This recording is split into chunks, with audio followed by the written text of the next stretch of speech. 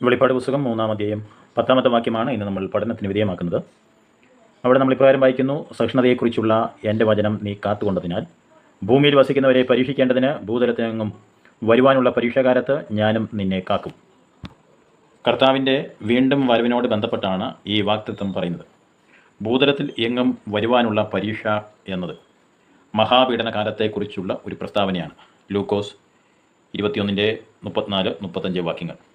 ഇരമ്യാവ് ഇതിനെ യാക്കോബിൻ്റെ കഷ്ടകാലം എന്ന് പറഞ്ഞിരിക്കുന്നു. ഇരമ്യാവ് 30:7. ഈ കഷ്ടകാലം ഭൂമിയിൽ 7 വർഷമാണ് നടക്കുന്നത്. ആദ്യത്തെ 3.5 വർഷം വലിയ കുഴപ്പമില്ലാത്ത ഭരണവും പിന്നത്തെ 3.5 വർഷം കൊടിയ കഷ്ടകാലവുമാണ്. ഇതിനെ മഹോദ്രവ കാലഘട്ടം എന്ന് വിളിക്കുന്നു. ഈ കഷ്ടകാലത്തിലൂടെ സഭ കടന്നു പോകുമോ? ഈ വിഷയത്തെ സംബന്ധിച്ച് തിരുവട്ടാർ കൃഷ്ണൻകുട്ടി എന്ന ദേവദാസൻ തൻ്റെ വെളിപ്പാട് പുസ്തക വ്യാഖ്യാനത്തിൽ പേജ് നമ്പർ 129 തൊട്ട് 131 വരെയുള്ള ഭാഗത്ത് രേഖപ്പെടുത്തിയിരിക്കുന്നു. തുടർന്ന് പറയുവാനായിട്ട് ആഗ്രഹിക്കുന്നു.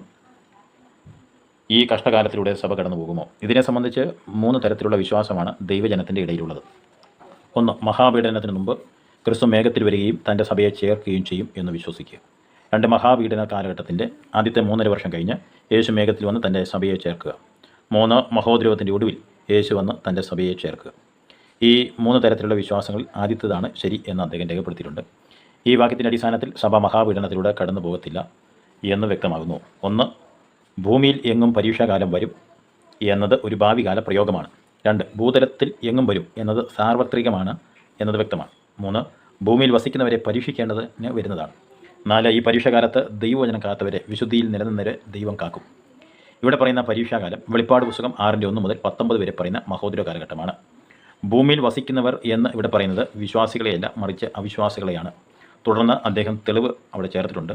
ആ തെളിവുകൾ പറയുന്നു. വെളിപ്പാട് പുസ്തകം 6:10 ഭൂമിയിൽ വസിക്കുന്നവരോട് ഞങ്ങളുടെ രക്തത്തെക്കുറിച്ച് എന്ന് വായിക്കുന്നു. വെളിപ്പാട് 8:13 ഭൂവാസികൾക്ക് കഷ്ടം കഷ്ടം കഷ്ടം എന്ന് ഉറക്കെ പറഞ്ഞുകൊണ്ട്.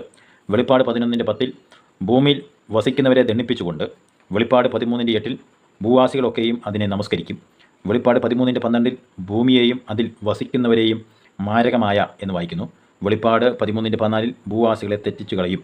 ഇത്രയും തെളിവുകൾ കൊണ്ട് ഭൂമിയിൽ വസിക്കുന്നവർ എന്നത് അവിശ്വാസികളാണ് എന്ന് വ്യക്തമാണ്. കൂടാതെ വിശുദ്ധന്മാരെ ഭൂമിയിൽ വെച്ചുകൊണ്ട് വെളിപ്പാട് 6 മുതൽ പറയുന്ന കഷ്ടകാലത്തിലൂടെ നടത്തുവാൻ സാധിക്കുകയില്ല എന്ന് വ്യക്തമാണ്. മഹോദര കാലത്തിൽ സഭ കാക്കപ്പെടണമെങ്കിൽ സഭ ഭൂമിയിൽ നിന്ന് മാറ്റപ്പെടണം.